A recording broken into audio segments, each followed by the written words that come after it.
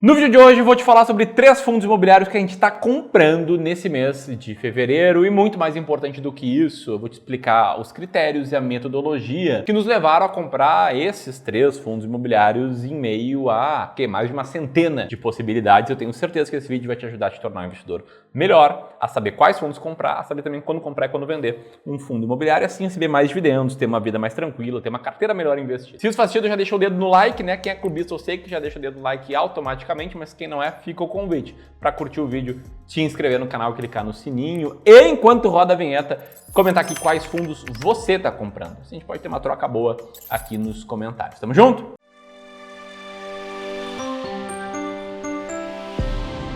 Bom, então o negócio é o seguinte, né? Todo início do mês a gente pega e faz um skin in the game aqui, né? A gente conta quais fundos imobiliários a gente está comprando e por quê. E a gente sempre te diz que o mais importante do vídeo não é saber quais são os fundos imobiliários. Na verdade, aqueles malandros lá que pulam direto para a parte em que a gente cita esses fundos imobiliários, eles vão se lascar nos seus investimentos porque eles vão estar só copiando uma dica. E não é a nossa intenção aqui fazer isso. A nossa intenção é chamar a sua atenção. A gente sabe que chama, né? Uma lista de ativos e usar essa atenção para te ensinar a tomar melhores decisões, te alertar para as armadilhas que muitas vezes você ou outros investidores caem e levantar nossa bandeira, que é a importância de ter uma estratégia para definir quais ativos comprar. Nessa ideia de pegar um fundo imobiliário e não saber por que você está comprando ou por que você vai vender, a gente vê pessoas como o Dan aqui, por exemplo, falando que um dos fundos imobiliários que ele tem ali, talvez, pagando 1,32 centavos ali de dividendos, custando R$ 66, sendo que na pandemia esse mesmo fundo custava R$ 96. Ou seja, na cabeça do Dan ali, caiu uns 30%, por isso o fundo ficou barato. Beleza, primeiro comentário. Aí você vê o Juan aqui, com outro comentário aqui no canal do Clube do Valor, que ele falou que escolheu entre uma cesta de vários fundos ali, ele escolheu o que tinha uma boa gestão e o que tinha pago aos cotistas um bom valor em dividendos. E aí você vê, né? O que é uma boa gestão? Eu não sei muito bem, assim, dentro de uma centena de fundos imobiliários, como é que você vai saber qual é o que tem a melhor gestão? Então, é um critério que fica meio subjetivo. Além deles, ainda teve o Cristiano, que comentou aqui, ó, sério que esse RBRP11 é bom? Fui dar uma olhada e o fundo só cai. Rende pouco mais que a poupança. Não consigo ver essa vantagem toda. Ou seja, 3 comentários observando 3 critérios diferentes que quando a gente estuda um pouco mais sobre investimentos, a gente vê que na verdade não muda quase nada, né? Principalmente se falando de renda variável, se você olhar para os últimos semanas, últimos meses, é muito comum às vezes que o investimento tenha caído. Se você compara isso com a poupança ou com qualquer título de renda fixa,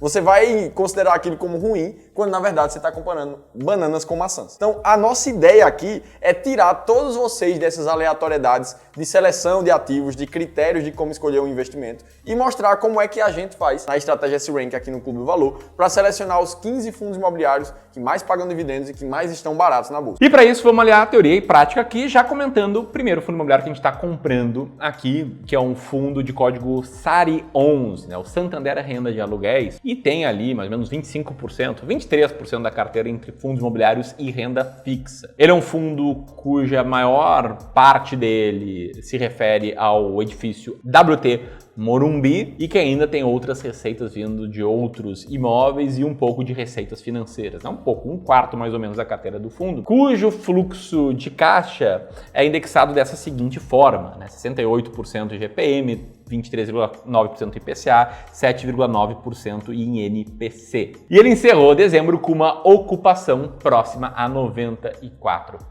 Se a gente for olhar só para a cota do fundo, nos últimos 12 meses ele caiu algo muito próximo a 17%. E se a gente coloca o reinvestimento dos dividendos nessa conta, a queda cai para 7,5%, como o gráfico está mostrando aqui na tela. E aí, em se falando dos dividendos pagos por esse fundo, Ramirão, a gente vê aqui que ele fica numa média muito próxima ali, entre 62 a 65 centavos, só no meio de 2022 que ele pagou um pouco mais, mas é basicamente isso. Além disso, o fundo constata que tem uma reserva acumulada, como muitos fundos imobiliários vêm fazendo aqui no Brasil. A gente viu muito isso em 2022, porque como a gente teve um período de deflação e um período de subida da taxa de juros, a maior parte da cota dos fundos imobiliários sofreram.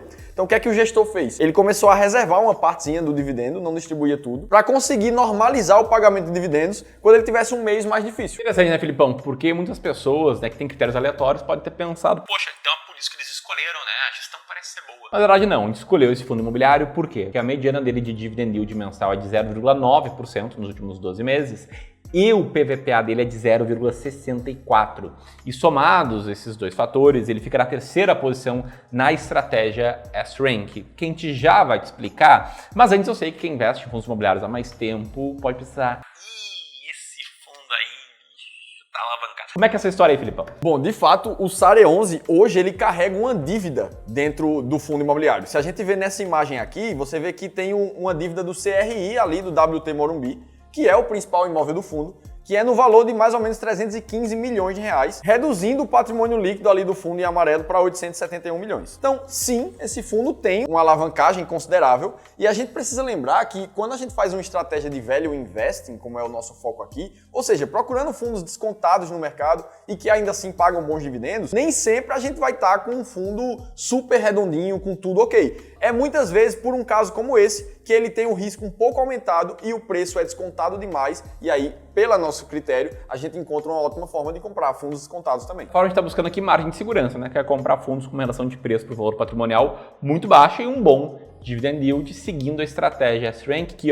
tá muito bem explicada nesse e-book sobre fundos imobiliários que pagam bons dividendos. Como você pode ver aqui na minha tela, a gente explica ali o passo a passo da estratégia, como é que a gente faz a filtragem de diferentes fundos imobiliários, por que essa estratégia tende a funcionar. O teste que a gente fez no passado, a gente ainda mostra 7 fundos imobiliários que passam nos critérios da estratégia S-Rank. E hoje, para você que quer tomar melhores decisões de investimentos, a gente está disponibilizando esse e-book de forma totalmente gratuita. É só apertar aqui, nesse botão aqui em cima, colocar ali seus dados na próxima página e fazer o download, tá? O link vai estar também na descrição e no comentário fixado. Tamo junto? E é na estratégia que está explicado nesse PDF que a gente chegou no segundo fundo que a gente está comprando de código RBRF11. O RBR Alpha, que diferentemente do SARE 11, é um fundo de papel do ramo fundo de fundos.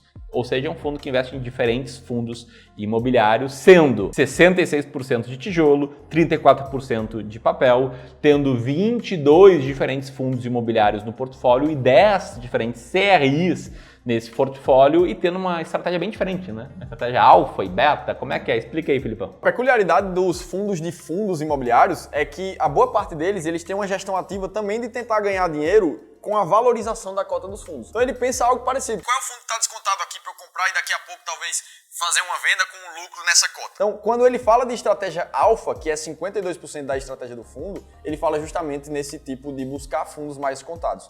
Já a estratégia beta, que é 14% dos fundos, ele busca aí sim fundos mais estáveis, com pagamento de dividendos constantes e por aí vai.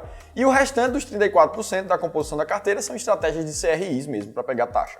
E aí, se falando da alocação por segmento do fundo, a gente tem ali a maior parte, os 34%, em ativos de recebíveis, outros 29% em ativos corporativos, e aí o restante está espalhado entre galpões logísticos, shoppings e alguns outros tipos. Quando a gente olha a distribuição de dividendos desse fundo, a gente vê mais uma vez uma constância muito boa. Eles deixam um range ali, de mínimo de distribuição de dividendos em 63 centavos, e o máximo em 75, então eles ficaram bastante variando ali dentro dessa faixa. Olhando para a performance do fundo nos últimos 12 meses, a gente vê uma queda da cota de um pouco mais de 7%, e contando o reinvestimento dos dividendos, ele fica positivo em 1,8% nos últimos 12 meses. E aí, olhando um histórico ainda um pouco mais longo, desde quando o fundo surgiu, que foi ali em 2017, a gente vê que com o reinvestimento de dividendos, essa linha azul que está aqui na tela, ela acaba por superar o IFIX, o IPCA e fica muito em linha ali com o CDI nesse período de tempo. O RBRF, assim como o primeiro fundo SARE 11 que a gente citou, também tem uma reserva de lucros ali de 52 centavos por cota. O que a gente falou no primeiro fundo aconteceu aqui,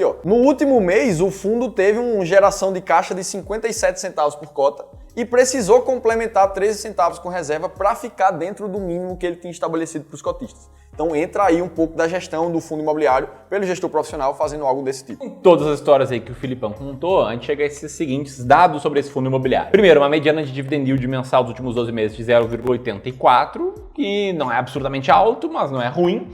E uma relação de preço por valor patrimonial de 0,8 para um fundo de fundos. Quer dizer que você está levando todos os fundos da carteira desse fundo com 20% de desconto em relação ao que você gastaria para comprar direto na Bolsa de Valores. E esse é o 11º fundo ali na estratégia S-Rank, no ranking da estratégia S-Rank.